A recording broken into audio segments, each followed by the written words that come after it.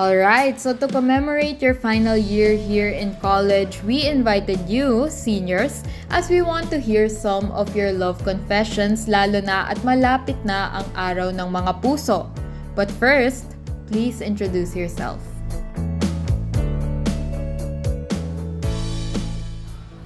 Hi, I'm Migs and I'm from the College of Information and Computing Sciences. That one. Uy, ayos, sikat na ako. By the way, I'm Joaquin, fourth year student from the College of Fine Arts and Design. Maganda po ako. Okay. Hi everyone! Sofia nga pala, and I'm in my last year of college, which means na this year na rin ako dapat umamin sa crush ko. Huh? It's 2024 na.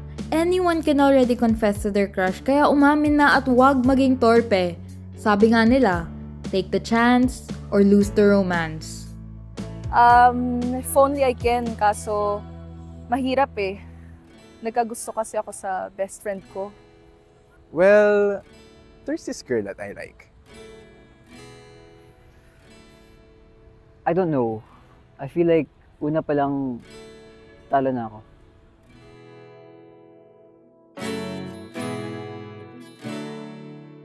Mahirap eh. Nagkagusto kasi ako sa best friend ko.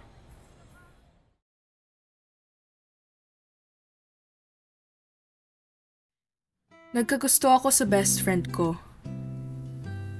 Well, unspoken rule na yon na you shouldn't fall in love with your best friend. Pero, kuwang-kuwa niya kasi ako eh. Ayun, nahulog. Natalo. Alam ko naman nung una pa lang na I like him. He's good-looking, smart, tapos napakabait. All the small things that he does for me. Him showing his real self to me na hindi niya kayang ipakita sa iba. Lahat ng maliliit na bagay na siguro bare minimum sa iba. But he's not like that to others kasi. Medyo delusional pakinggan, oo. Pero siya yun eh. Wala naman talaga akong tipo noon. Pero ngayon, siya na talaga. Maraming nagsasabi na he's cold, snobbish, reserved, but they just don't know the real him. And despite those cold features, he's actually trying. As an introvert, he just waits for people to approach him. One time nga, I even tried to tell a joke. Hindi ko makakalimutan yun.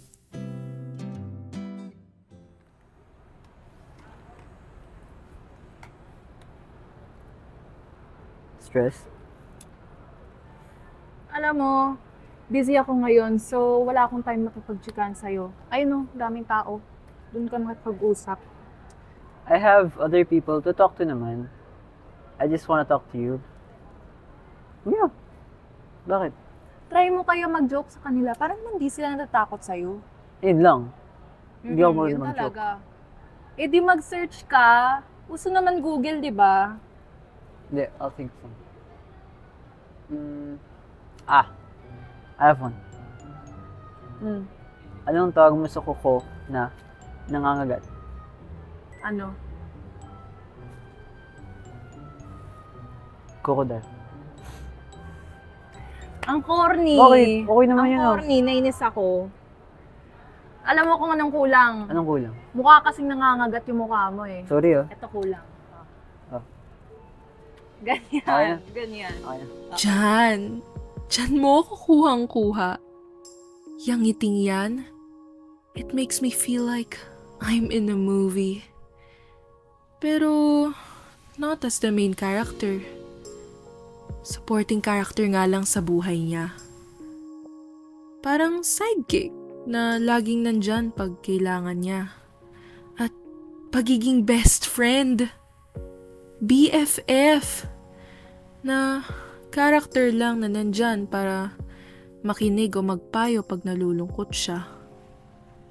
Actually, tahimik ako ngayong magkasama kami. Kasi gusto ko na talagang pigilan tong nararamdaman ko. Kasi sobrang hirap na. Maybe I'm better off on the sideline, just looking at you. Pero yung ngiting yan, habang tinitignan mo ko, mas pinalalakas mo ang loob ko. Parang sa unang pagkakataon, naging matapang ako. May superpowers ata yung flashing smile mo eh. Ikaw ba si Batman, tas ako si Robin? Huy! Lumalakas tuloy ang loob ko na sabihin to.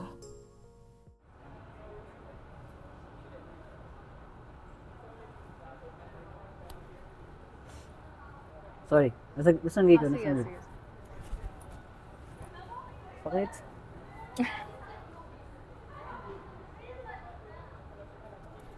May pasok ako. Anyway, I have to go. And we'll hit each other later sa usual. Tama? Okay. Okay. In our usual.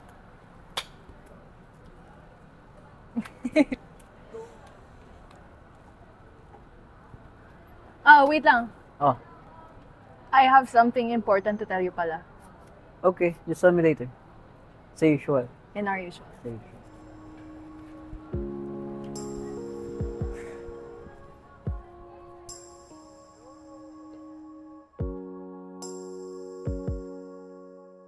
Why do fools fall in love? What if hindi na ako umasa? E di sana hindi ako nasasaktan ng ganito.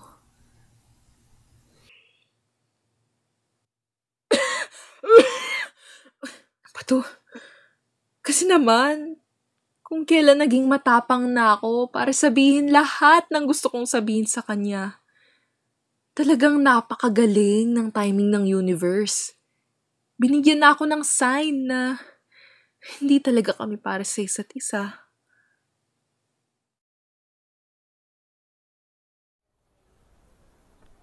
Hi, excuse me. Okay lang ba kayo po? Ubusin ko lang ito kape ko. Hindi kita gagulahin, promise. Sige, go. Dami naman sinabi. Pasensya na. Ayun, so alis na ako ah. Okay. Uy, Sorry. teka. Why do fools fall in love ba yan?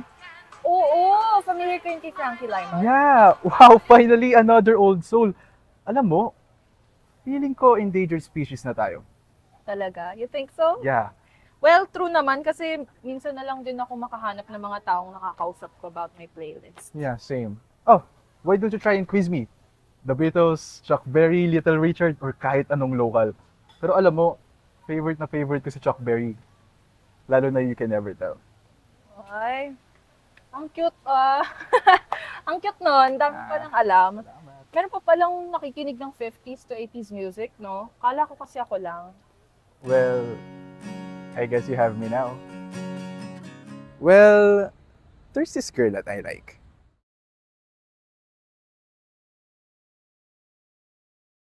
Well, I like this girl. Crush na rin siguro. Madalas kasi ako nakatambay sa building nila habang inaantay yung kapatid ko, kaya madalas ko rin siya nakikita. Akala ko nga sa palabas lang nangyayari yung mga ganun. Pero kapag nakikita ko siya, parang bumabagal talaga ang ikot ng mundo. Yung mga ngiti niyang naninikit ang mga mata, tapos yung tawa niyang abot hanggang tenga. Pero sa tuwing lalapitan ko na siya, laging may kontrabida. Maliligaw niya ata. Jesus, mas pogi naman ako dun, no? Anong laban sa akin dun? Pero tigahangalan naman ako eh. Teka, parang ang creepy ata ng mga sinabi ko. Basta, I like her and I have a crush on her. Ay, sorry. Ringtone ko. Uy, interesting ringtone. You like old songs? Yeah, old soul siguro. O baka mamaya mukhang old lang. Ay, may naalala ko sa kanta na yan. I had the opportunity to talk to her because of that song. Saan ba magandang tumambay? Gusto ko sana sa library kaso hindi ko nakatawa ng malakas dun. Tinatamad din ako maglakad ng malayo papuntang pawn shop. Pero gusto ko rin sana ng may aircon. Dito na lang siguro sa Q Park. You never can tell if it's destiny. Umaayon nata talaga sa akin ng tadhana. Long vacant, tapos nandito yung crush ko? Now is my chance.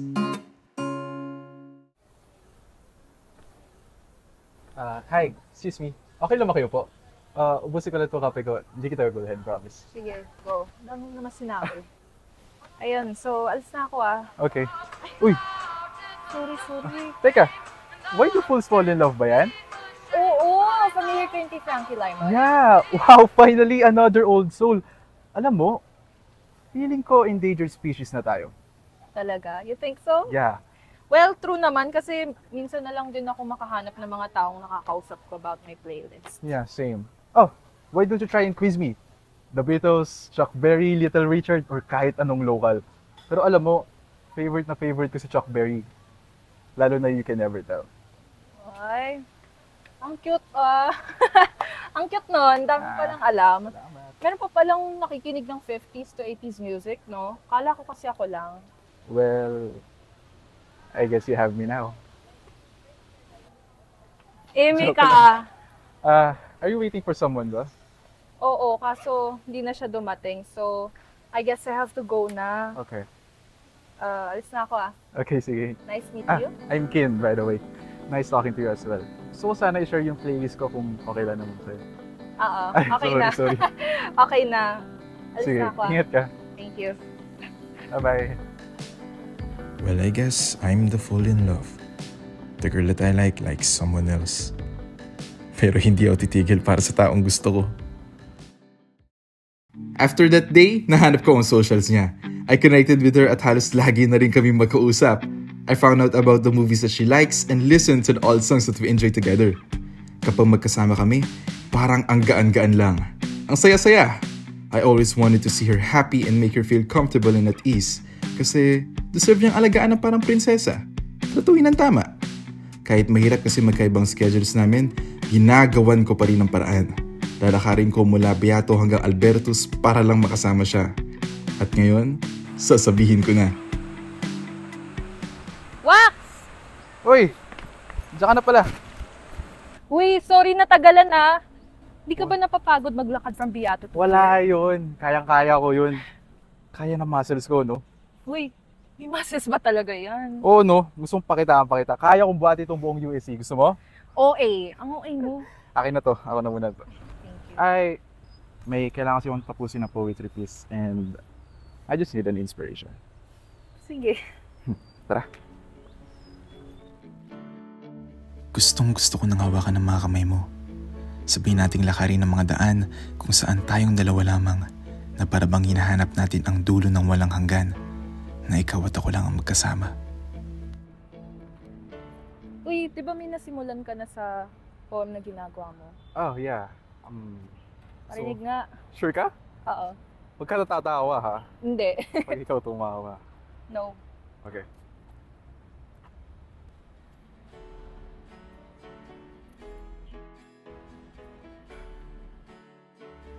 Hindi ko alam kung saan ba magsisimula, na para bang alikabok na paikot-ikot lang.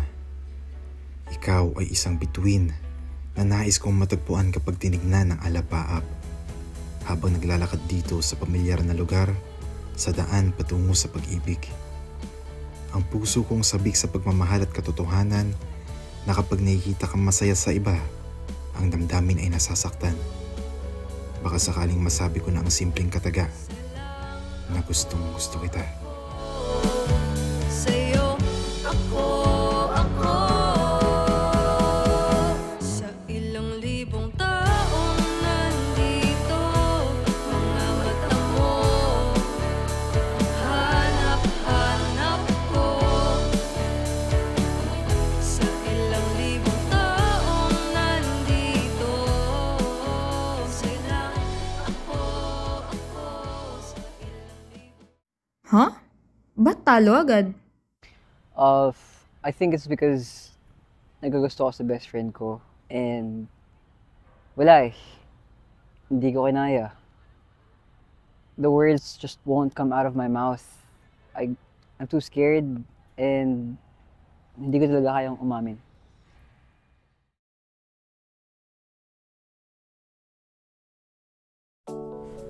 Kapag mahuhulog ka sa best friend mo.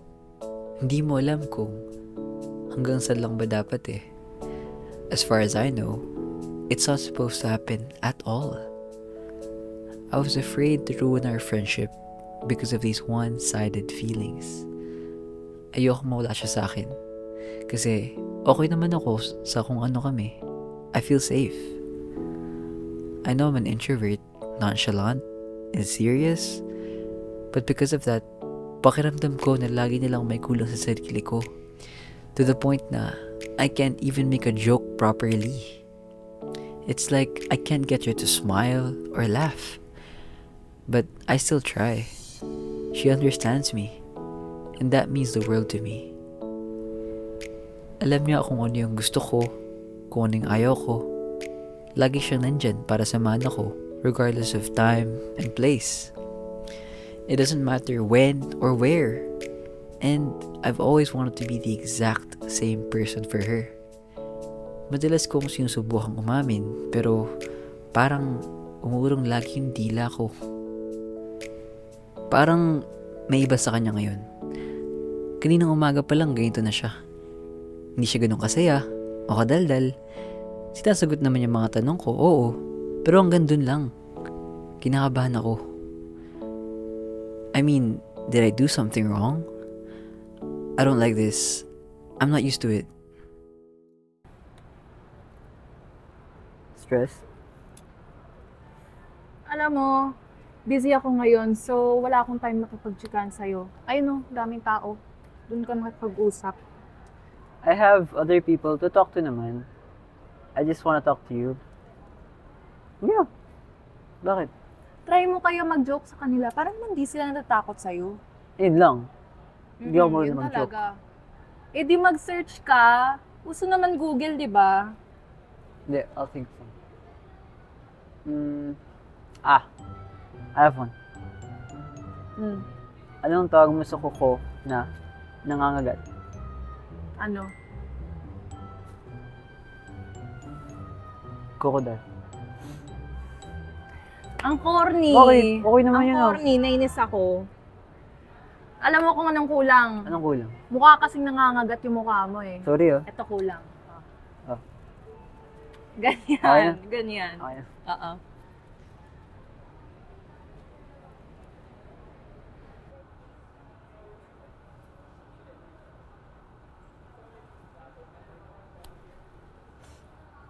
Sorry. Nasaan gay ko? Sige, Nasaan sige. Bakit?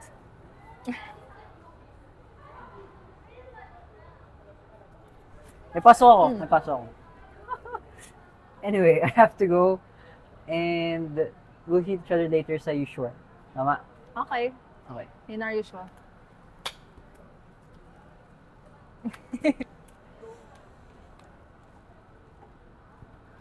Oh, wait lang. Oh. I have something important to tell you pala. Okay. Just tell me later. Sa usual. In our usual. Sa usual.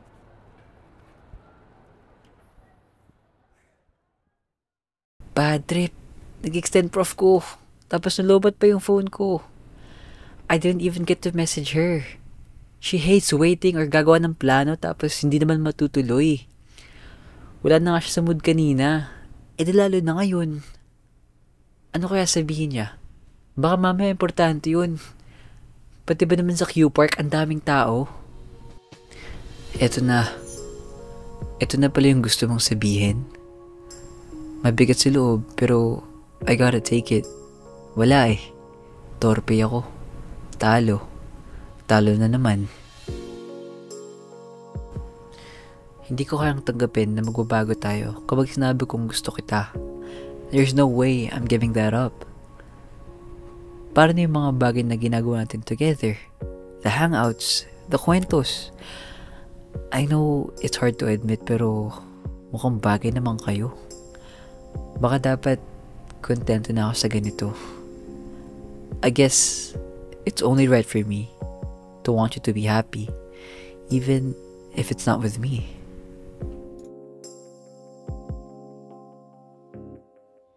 Uy! Tignan mo, oh. Binigyan Saan? niya ako ng photo niya. Ang cute, di ba? Okay lang. Bitter. Tingin nga ako nung sa'yo. Bakit? Ako pa rin ba bias mo? Oo eh. Akin na, dali. Basta palitan. Tagal? Oo na. Ayan, perfect. Oh, Thanks. diba?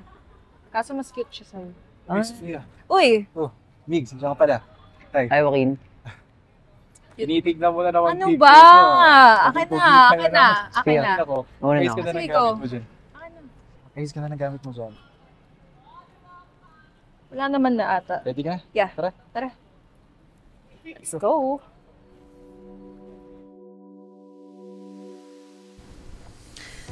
Naniniwala ako na tayo ang bida sa ating mga buhay. Pero mukhang sa kwentong to, supporting character lang pala ako. Nasa tabi, nakatanaw, para supportan yung mga bida. We all want to love and be loved by our friends, family, and our special someone. As this chapter of our life closes, I'm finally ready to admit that I wouldn't have it any other way. Siguro hindi ngayon, pero sana sa susunod na panahon, hindi tayo magsasayang ng pagkakataon.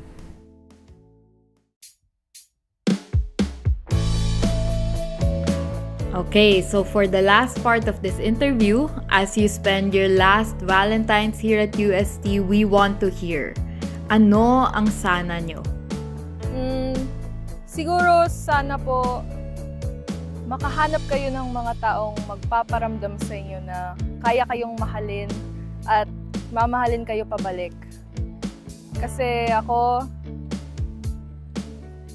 nakahanap na ako.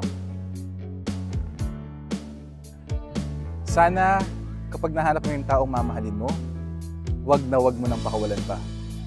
Minsan may crush silang iba, pero titiklop din pala. I guess, if I had the courage to confess, edi... Wala akong sana ngayon. Sa ilang libong taong nandito, mga mata mo ang hanap-hanap ko. Sa ilang libong taong nandito, sa'yo lang ako, sa'yo